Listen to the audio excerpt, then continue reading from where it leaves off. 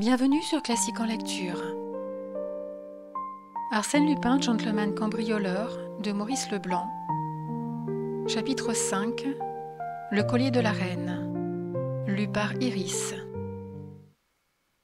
2 ou 3 fois par an, à l'occasion de solennités importantes, comme les bals de l'ambassade d'Autriche ou les soirées de Lady Bellingston, la comtesse de Dreux-Soubise mettait sur ses blanches épaules le collier de la reine.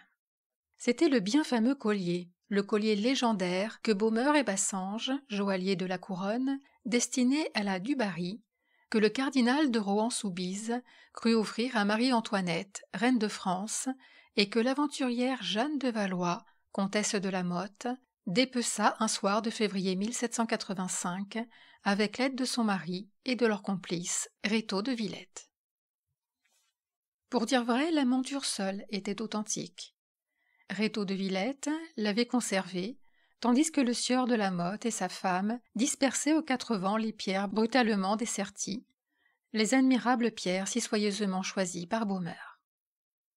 Plus tard, en Italie, on la vendit à Gaston de Dreux-Soubise, neveu et héritier du cardinal, sauvé par lui de la ruine lors de la retentissante banqueroute de Rohan-Guéméné, et qui, en souvenir de son oncle, racheta les quelques diamants qui restaient en la possession du bijoutier anglais Jefferies, les compléta avec d'autres de valeur beaucoup moindre, mais de même dimension, et parvint à reconstituer le merveilleux collier en esclavage tel qu'il était sorti des mains de Baumeure et Bassange.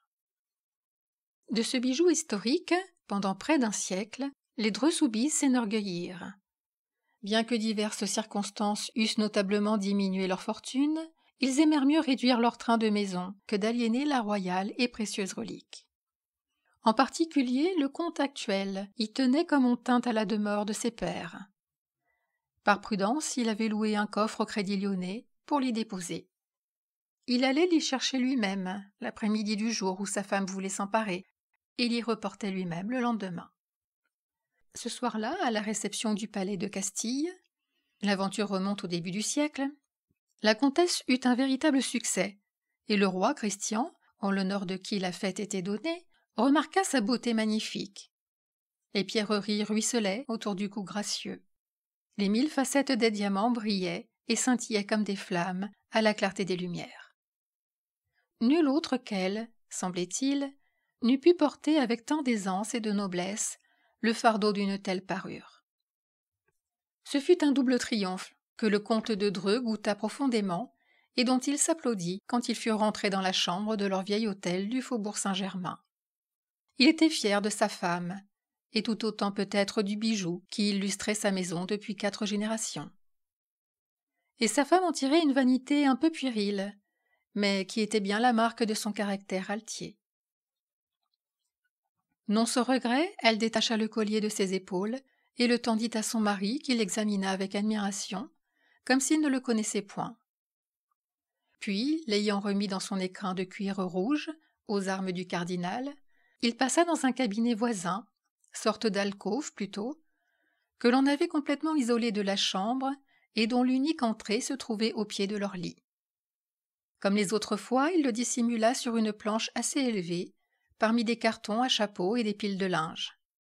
Il referma la porte et se dévêtit.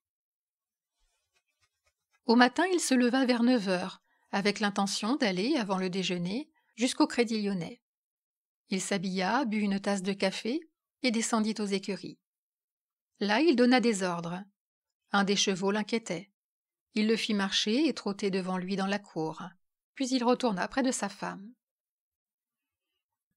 Elle n'avait point quitté la chambre et se coiffait, aidée de sa bonne. Elle lui dit « Vous sortez ?»« Oui, pour cette course. »« Ah, en effet, c'est plus prudent. » Il pénétra dans le cabinet, mais au bout de quelques secondes, il demanda, sans le moindre étonnement d'ailleurs, « Vous l'avez pris, cher ami ?» Elle répliqua « Comment ? Mais non, je n'ai rien pris. »« Vous l'avez dérangé. »« Pas du tout, je n'ai même pas ouvert cette porte. » Il apparut, décomposé, et il balbutia à voix peine intelligible. « Vous n'avez pas... Ce n'est pas vous ? Alors... » Elle accourut, et ils cherchèrent fiévreusement jetant les cartons à terre et démolissant des piles de linge. Et le comte répétait « Inutile. Tout ce que nous faisons est inutile. C'est ici, là, sur cette planche que je l'ai mis. » « Vous avez pu vous tromper.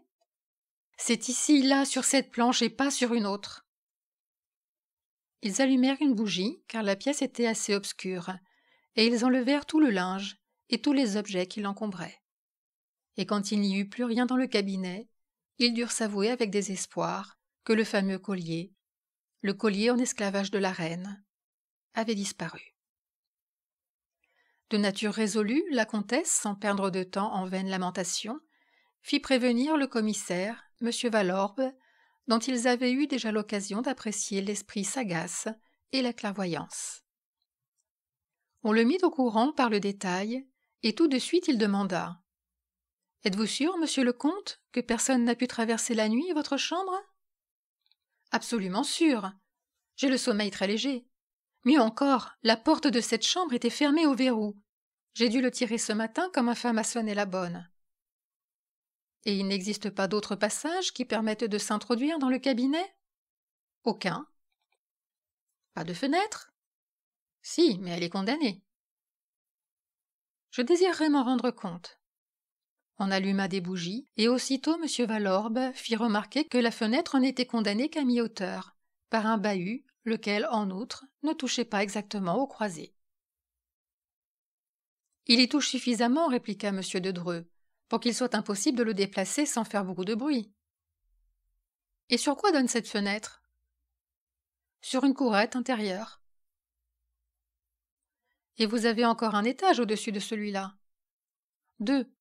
Mais au niveau de celui des domestiques, la courette est protégée par une grille à petite maille. C'est pourquoi nous avons si peu de jour. » D'ailleurs, quand on eut écarté le bahut, on constata que la fenêtre était close, ce qui n'aurait pas été si quelqu'un avait pénétré du dehors. « À moins, » observa le comte, « que ce quelqu'un ne soit sorti par notre chambre. » « Auquel cas vous n'auriez pas trouvé le verrou de cette chambre poussé. » Le commissaire réfléchit un instant, puis se tourna vers la comtesse. « Sait-on dans votre entourage, madame, que vous deviez porter ce collier hier soir ?»« Certes, je ne m'en suis pas cachée, mais personne ne savait que nous l'enfermions dans ce cabinet. »« Personne ? » ?»« Personne, à moins que… » »« Je vous en prie, madame, précisez. C'est là un point des plus importants. » Elle dit à son mari « Je songeais à Henriette. »« Henriette ? Elle ignore ce détail comme les autres. »« En es-tu certain ? » ?»« Quelle est cette dame ?» interrogea M. Valorbe. « Une amie de couvent, qui s'est fâchée avec sa famille pour épouser une sorte d'ouvrier. À la mort de son mari, je l'ai recueillie avec son fils, et leur ai meublé un appartement dans cet hôtel. » Et elle ajouta avec embarras. « Elle me rend quelques services. Elle est très adroite de ses mains. » « À quel étage habite-t-elle ? » ?»« Au nôtre, pas loin du reste, à l'extrémité de ce couloir. Et même j'y pense, la fenêtre de sa cuisine… » « Ouvre sur cette courette, n'est-ce pas ? » ?»« Oui, juste en face de la nôtre. » Un léger silence suivit cette déclaration. Puis M. Valorbe demanda qu'on le conduisît auprès d'Henriette. Ils la trouvèrent en train de coudre, tandis que son fils Raoul, un bambin de 6 à 7 ans, lisait à ses côtés. Assez étonné de voir le misérable appartement qu'on avait meublé pour elle, et qui se composait au total d'une pièce sans cheminée et d'un réduit servant de cuisine, le commissaire la questionna. Elle parut bouleversée en apprenant le vol commis. La veille au soir, elle avait elle-même habillé la comtesse et fixé le collier autour de son cou. « Seigneur Dieu !» s'écria-t-elle. « Qui m'aurait jamais dit ?» « Et vous n'avez aucune idée ? Pas le moindre doute ? Il est possible que le coupable ait passé par votre chambre. » Elle dit de bon cœur, sans même imaginer qu'on pouvait l'effleurer d'un soupçon. « Mais je ne l'ai pas quittée, ma chambre. Je ne sors jamais, moi. Et puis vous n'avez donc pas vu ?» Elle ouvrit la fenêtre du réduit. « Tenez, il y a bien 3 mètres jusqu'au rebord opposé. » « Qui vous a dit que nous envisagions l'hypothèse d'un vol effectué par là ? » « Mais le collier n'était-il pas dans le cabinet ? » Comment le savez-vous? Dame, j'ai toujours su qu'on l'y mettait la nuit. On en a parlé devant moi.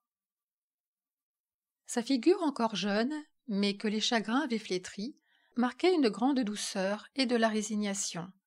Cependant, elle eut soudain, dans le silence, une expression d'angoisse, comme si un danger l'eût menacée. Elle attira son fils contre elle. L'enfant lui prit la main et l'embrassa tendrement. « Je ne suppose pas, dit M. Dreux au commissaire, quand ils furent seuls, je ne suppose pas que vous la soupçonniez. Je réponds d'elle. C'est l'honnêteté même. Oh, je suis tout à fait de votre avis, affirma M. Valorbe. C'est tout au plus si j'avais pensé à une complicité inconsciente. Mais je reconnais que cette expression doit être abandonnée, d'autant qu'elle ne résout nullement le problème auquel nous nous heurtons. Le commissaire ne poussa pas plus avant cette enquête que le juge d'instruction reprit et compléta les jours suivants. On interrogea les domestiques, on vérifia l'état du verrou, on fit des expériences sur la fermeture et l'ouverture de la fenêtre du cabinet, on explora la courette de haut en bas. Tout fut inutile. Le verrou était intact. La fenêtre ne pouvait s'ouvrir ni se fermer du dehors.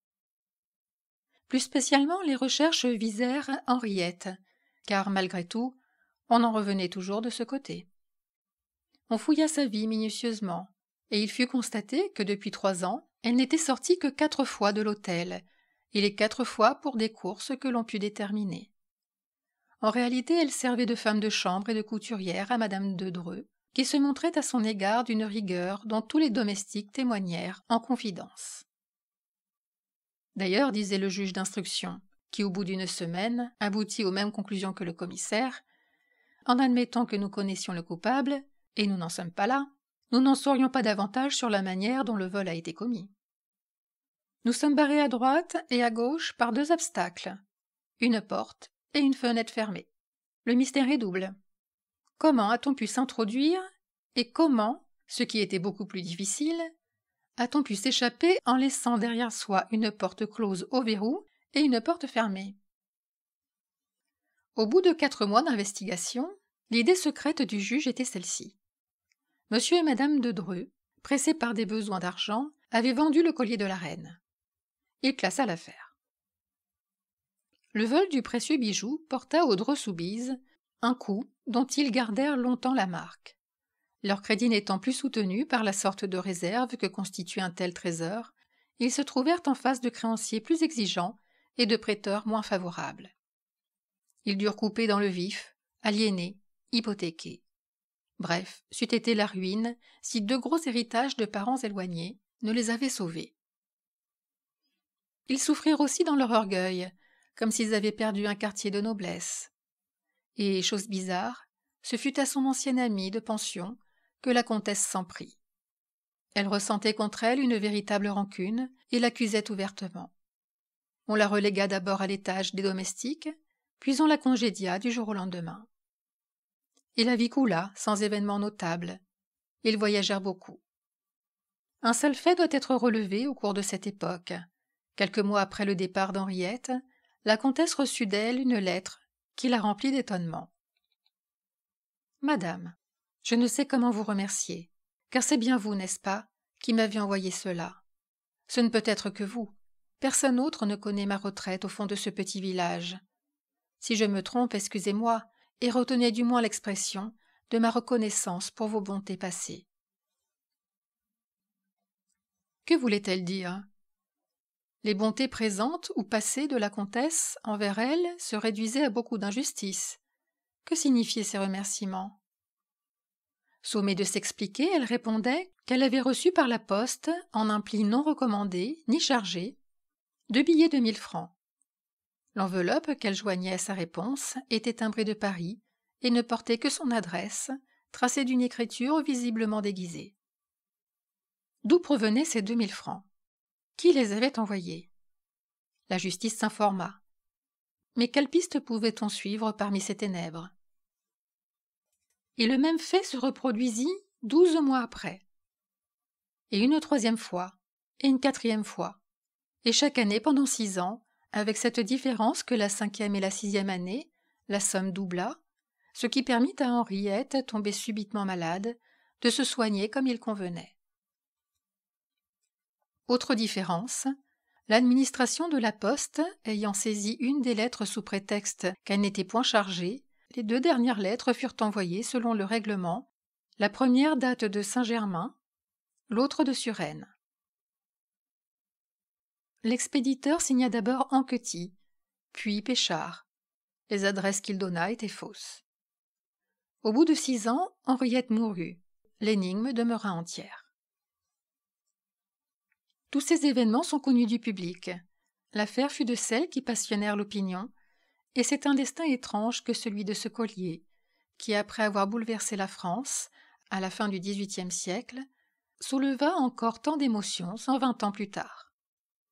Mais ce que je vais dire est ignoré de tous, sauf des principaux intéressés et de quelques personnes auxquelles le comte demanda le secret absolu. Comme il est probable qu'un jour ou l'autre elles manqueront à leurs promesses, je n'ai, moi, aucun scrupule à déchirer le voile et l'on saura ainsi, en même temps que la clé de l'énigme, l'explication de la lettre publiée par les journaux d'avant-hier matin. Lettre extraordinaire qui ajoutait encore, si c'est possible, un peu d'ombre et de mystère aux obscurités de ce drame. Il y a 5 jours de cela, au nombre des invités qui déjeunaient chez M. de Dreux-Soubise, se trouvaient ses 2 nièces et sa cousine, et comme hommes, le président des Savilles, le député Beauchasse, le chevalier Floriani, que le comte avait connu en Sicile, et le général marquis de Rouzières, un vieux camarade de cercle.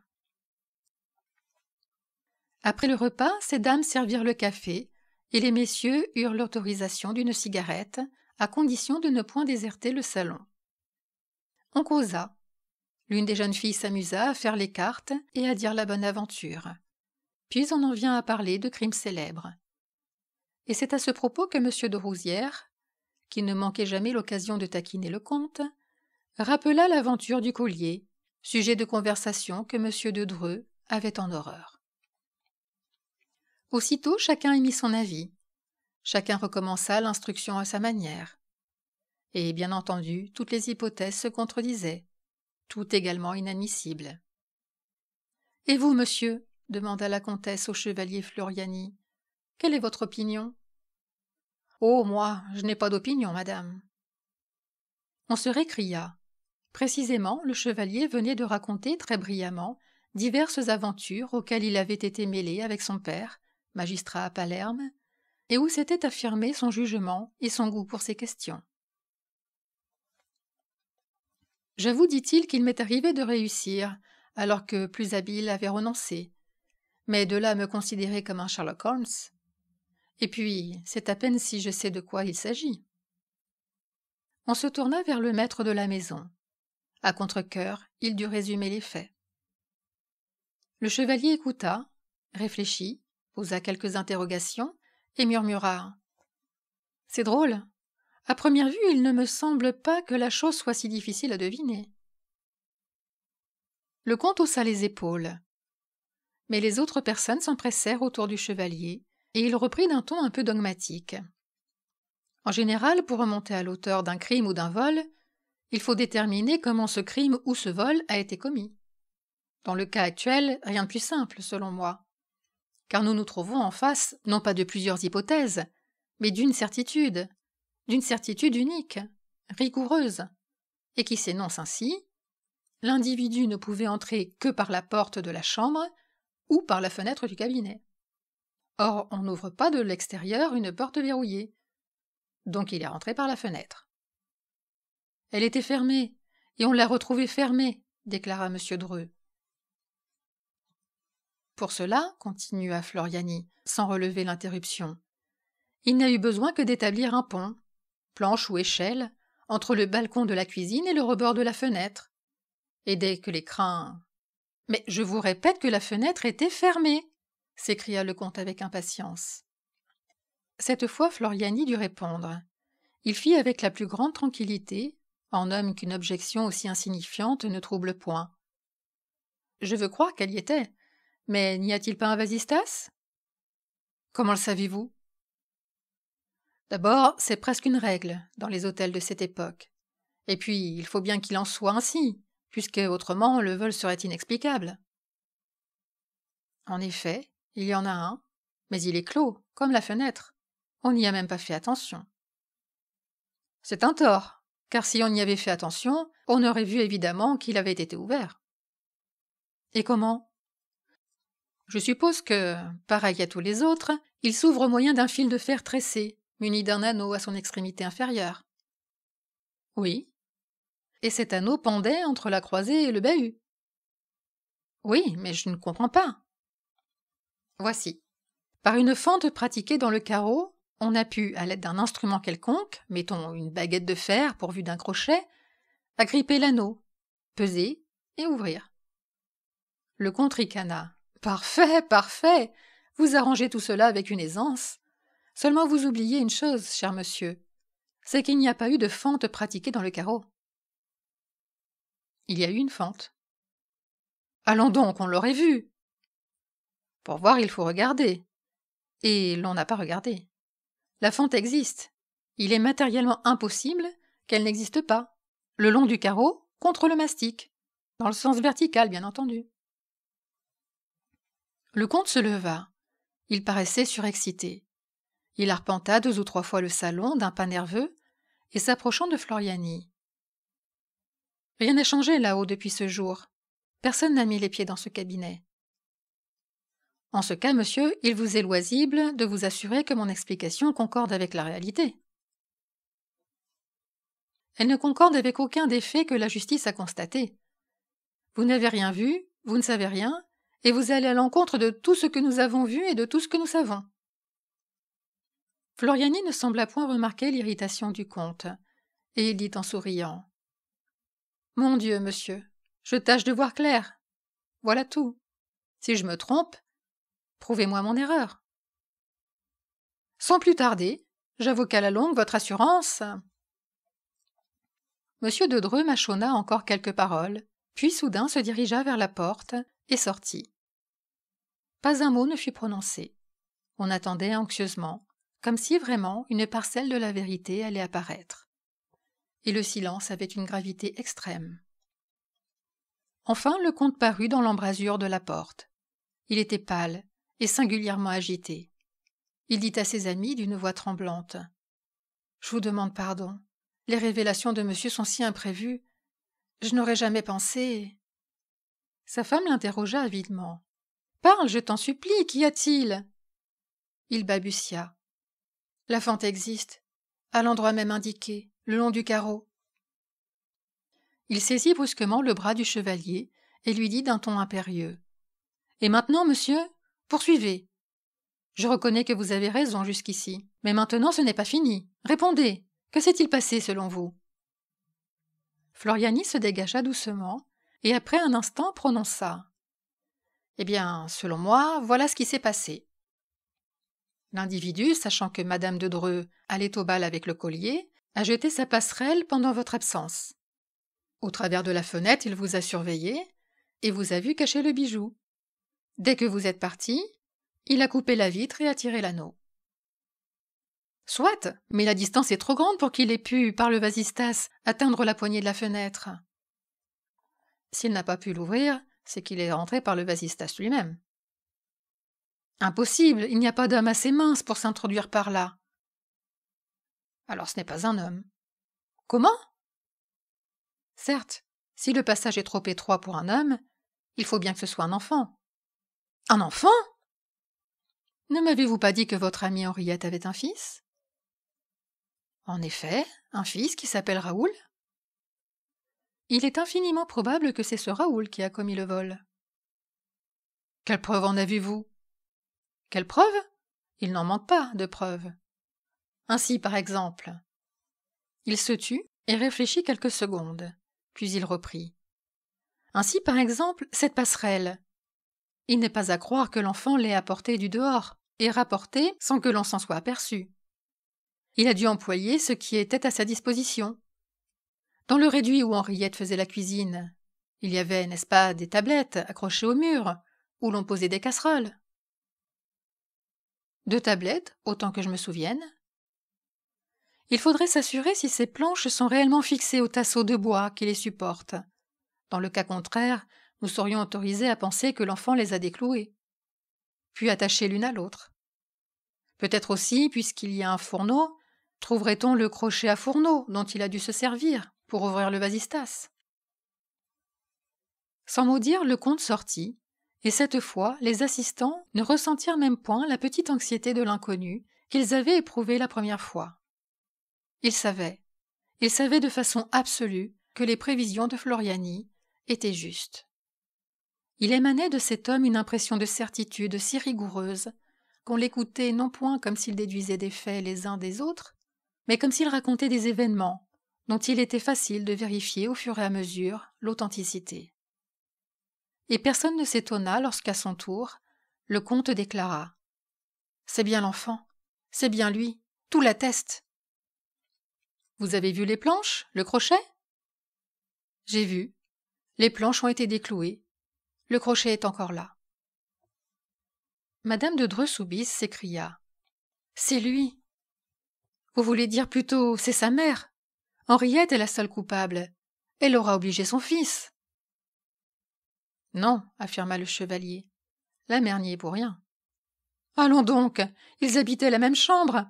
L'enfant n'aurait pu agir à l'insu d'Henriette. » Ils habitaient la même chambre, mais tout s'est passé dans la pièce voisine, la nuit, tandis que la mère dormait.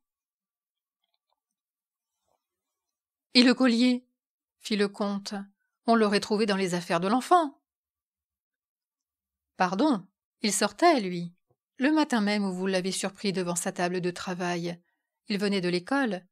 Et peut-être la justice, au lieu d'épuiser ses ressources contre la mère innocente, aurait-elle été mieux inspirée en perquisitionnant là-bas, dans le pupitre de l'enfant, parmi ses livres de classe. Soit, mais ces 2000 francs qu'Henriette recevait chaque année, n'est-ce pas le meilleur signe de sa complicité? Complice, vous eût-elle remercié de cet argent? Et puis, ne la surveillait-on pas? Tandis que l'enfant est libre, lui. Il a toute facilité pour courir jusqu'à la ville voisine, pour s'aboucher avec un revendeur quelconque et lui céder à vil prix 1 diamant, 2 diamants, selon le cas. Sous la seule condition que l'envoi d'argent sera effectué de Paris, moyennant quoi on recommencera l'année suivante. Un malaise indéfinissable oppressait les Dreux-Soubise et leurs invités. Vraiment, il y avait dans le ton, dans l'attitude de Floriani, autre chose que cette certitude, qui, dès le début, avait fort agacé le comte. Il y avait comme de l'ironie, et une ironie qui semblait plutôt hostile que sympathique et amicale, ainsi qu'il eût convenu. Le comte affecta de rire. « Tout cela est d'un ingénieux qui me ravit. Mes compliments, quelle imagination brillante !»« Mais non, s'écria Floriani avec plus de gravité. Je n'imagine pas. J'évoque des circonstances qui furent inévitablement telles que je les montre. »« Qu'en savez-vous ?»« Ce que vous-même m'en avez dit. Je me représente la vie de la mère et de l'enfant, là-bas, au fond de la province. La mère qui tombe malade, les ruses et les inventions du petit pour vendre les pierreries et sauver sa mère, ou tout au moins adoucir ses derniers moments. Le mal l'emporte, elle meurt. Les années passent. L'enfant grandit, devient un homme. Et alors, et pour cette fois je veux bien l'admettre que mon imagination se donne libre cours, supposons que cet homme éprouve le besoin de revenir dans les lieux où il a vécu son enfance, qu'il les revoie, qu'il retrouve ceux qui ont soupçonné, accusé sa mère. Pensez-vous à l'intérêt poignant d'une telle entrevue dans la vieille maison où se sont déroulées les péripéties du drame? Ces paroles retentirent quelques secondes dans le silence inquiet, et sur le visage de monsieur et madame de Dreux se lisait un effort éperdu pour comprendre, en même temps que la peur, que l'angoisse de comprendre. Le comte murmura. « Qui êtes-vous donc, monsieur ?»« Moi, mais le chevalier Floriani, que vous avez rencontré à Palerme, et que vous avez été assez bon de convier chez vous déjà plusieurs fois. »« Alors que signifie cette histoire ?»« Oh, mais rien du tout. C'est un simple jeu de ma part. J'essaie de me figurer la joie que le fils d'Henriette, s'il existe encore, aurait à vous dire qu'il fut le seul coupable, et qu'il le fut parce que sa mère était malheureuse, sur le point de perdre la place de domestique dont elle vivait, et parce que l'enfant souffrait de voir sa mère malheureuse. Il s'exprimait avec une émotion contenue, à demi levé et penché vers la comtesse. Aucun doute ne pouvait subsister. Le chevalier Floriani n'était autre que le fils d'Henriette. Tout dans son attitude, dans ses paroles, le proclamait. D'ailleurs, n'était-ce point son intention évidente, sa volonté même d'être reconnu comme tel? Le comte hésita. Quelle conduite allait-il tenir envers l'audacieux personnage? Sonner? Provoquer un scandale? Démasquer celui qui l'avait dépouillé jadis? Mais il avait si longtemps. Et qui voudrait admettre cette histoire absurde d'enfant coupable? Non, il valait mieux accepter la situation, en affectant de ne point saisir le véritable sens. Et le comte, s'approchant de Floriani, s'écria avec enjouement. « Très amusant, très curieux votre roman. Je vous jure qu'il me passionne. Mais, suivant-vous, qu'est-il devenu ce bon jeune homme, ce modèle des fils? J'espère qu'il ne s'est pas arrêté en si bon chemin. » « Oh, certes non. N'est-ce pas, après un tel début, prendre le collier de la reine à 6 ans, le célèbre collier que convoitait Marie-Antoinette? » « Et le prendre, observa Floriani, se prêtant au jeu du comte. Le prendre sans qu'il lui en coûte le moindre désagrément, sans que personne ait l'idée d'examiner l'état des carreaux, ou s'aviser que le rebord de la fenêtre est trop propre, ce rebord qu'il avait essuyé pour effacer les traces de son passage sur l'épaisse poussière. Avouez qu'il y avait de quoi tourner la tête d'un gamin de son âge. C'est donc si facile? Il n'y a donc qu'à vouloir et tendre la main? Ma foi, il voulut. Et il tendit la main. « Les 2 mains, reprit le chevalier en riant. Il y eut un frisson. Quel mystère cachait la vie de ce soi-disant Floriani? Combien extraordinaire devait être l'existence de cet aventurieux, voleur génial à 6 ans, et qui aujourd'hui, par un raffinement de dilettante en quête d'émotion, ou tout au plus pour satisfaire un sentiment de rancune, venait braver sa victime devant elle, audacieusement, follement, et cependant avec toute la correction d'un galant homme en visite. Il se leva et s'approcha de la comtesse pour prendre congé. Elle réprima un mouvement de recul. Il sourit. « Oh, madame, vous avez peur? Aurais-je donc poussé trop loin ma petite comédie de sorcier de salon ?» Elle se domina et répondit avec la même désinvolture un peu railleuse. « Nullement, monsieur. La légende de ce bon fils m'a au contraire fort intéressée, et je suis heureuse que mon collier ait été l'occasion d'une destinée aussi brillante. Mais ne croyez-vous pas que le fils de cette femme, de cette Henriette, obéissait surtout à sa vocation? » Il tressaillit, sentant la pointe, et répliqua. « J'en suis persuadé. Et il fallait même que cette vocation fût sérieuse pour que l'enfant ne se rebutât point. » « Et comment cela? » ?»« Mais oui, vous le savez, la plupart des pierres étaient fausses. Il n'y avait de vrai que les quelques diamants rachetés aux bijoutiers anglais, les autres ayant été vendus un à un selon les dures nécessités de la vie. « C'était toujours le collier de la reine, monsieur, » dit la comtesse avec hauteur. « Et voilà, me semble-t-il, ce que le fils d'Henriette ne pouvait comprendre. » « Il a dû comprendre, madame, que faux ou vrai, le collier était avant tout un objet de parade, une enseigne. » Monsieur de Dreux fit un geste. Sa femme aussitôt le prévint. « Monsieur, dit-elle, si l'homme auquel vous faites allusion a la moindre pudeur… » Elle s'interrompit, intimidée par le calme regard de Floriani. Il répéta. « Si cet homme a la moindre pudeur ?» Elle sentit qu'elle ne gagnerait rien à lui parler de la sorte, et malgré elle, malgré sa colère et son indignation toute frémissante d'orgueil humilié, elle lui dit presque poliment. « Monsieur, la légende vaut que Retaux, de Villette, quand il eut le collier de la reine entre les mains, et qu'il en eut fait sauter tous les diamants avec Jeanne de Valois, n'ait point osé toucher à la monture. Il comprit que les diamants n'étaient que l'ornement, l'accessoire, mais que la monture était l'œuvre essentielle, la création même de l'artiste, et il la respecta. Pensez-vous que cet homme ait compris également? Je ne doute pas que la monture existe. L'enfant l'a respectée. Eh bien, monsieur, s'il vous arrive de le rencontrer, vous lui direz qu'il garde injustement une de ces reliques, qui sont la propriété et la gloire de certaines familles, et qu'il a pu en arracher les pierres sans que le collier de la reine cessât d'appartenir à la maison de Dreux-Soubise. Il nous appartient comme notre honneur. Le chevalier répondit simplement « Je lui dirai, madame. » Il s'inclina devant elle, salua le comte, salua les uns après les autres tous les assistants, et sortit. Quelques jours après, madame de Dreux trouvait sur la table de sa chambre un écrin rouge aux armes du cardinal. Elle l'ouvrit. C'était le collier en esclavage de la reine. Mais toutes les choses doivent, dans la vie d'un homme soucieux d'unité et de logique, concourir au même but, et qu'un peu de réclame n'est jamais nuisible. Le lendemain, l'Écho de France publiait ces lignes sensationnelles.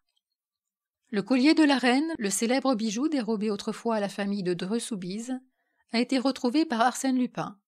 Arsène Lupin s'est empressé de le rendre à ses légitimes propriétaires. On ne peut qu'applaudir à cette attention délicate et chevaleresque. Merci d'avoir écouté Arsène Lupin, gentleman cambrioleur sur Classique en lecture. Si cette vidéo vous a plu, vous pouvez la partager.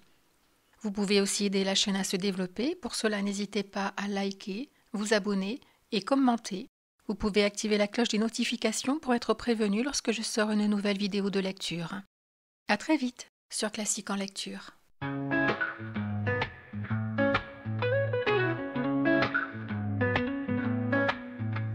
Arsène Lupin, maître du mystère, gentleman cambrioleur, plus léger que l'air. Dans l'ombre il se glisse un sourire au coin. Le monde est son jeu, il n'a peur de rien. Sous la lune argentée, il trace sa route, avec une grâce sans aucun doute. Les coffres-forts s'ouvrent sous ses doigts, un clin d'œil suffit, et les trésors sont à lui. Les policiers courent après son ombre, mais lui disparaît dans la nuit sombre. Un geste élégant, un pas feutré, et Lupin s'évapore sans laisser de clé. Arsène Lupin, maître du mystère, gentleman cambrioleur, plus léger que l'air. Dans l'ombre il se glisse un sourire au coin. Le monde est son jeu, il n'a peur de rien. Il se joue des barons et des rois. Les riches tremblent quand il est là. Mais son code d'honneur est clair et précis. Il ne vole jamais sans raison, sans merci. L'amour des défis, des énigmes subtiles, c'est sa passion qui le rend indocile. Les bijoux, les toiles et les pierres fines, pour Arsène Lupin, de l'adrénaline. Arsène Lupin, maître du mystère, gentleman cambrioleur, plus léger que l'air. Dans l'ombre il se glisse un sourire au coin. Le monde est son jeu, il n'a peur de rien. À chaque coup il laisse une carte signée, son nom lettre d'or toujours bien gravée. Il joue avec l'esprit des puissants, des faibles, mais toujours avec style et un brin espiègle. Et quand l'aube se lève sur ses exploits, il n'est déjà plus qu'un souvenir là-bas. Un murmure dans l'air, un souffle de vent, le gentleman cambrioleur, toujours gagnant. Arsène Lupin, maître du mystère, gentleman cambrioleur, plus léger que l'air. Dans l'ombre il se glisse un sourire au coin. Le monde est son jeu, il n'a peur de rien. Arsène Lupin, éternel fantôme, le roi des voleurs, comme une icône. D'un clin d'œil moqueur et jamais vaincu, avec élégance, il nous salue.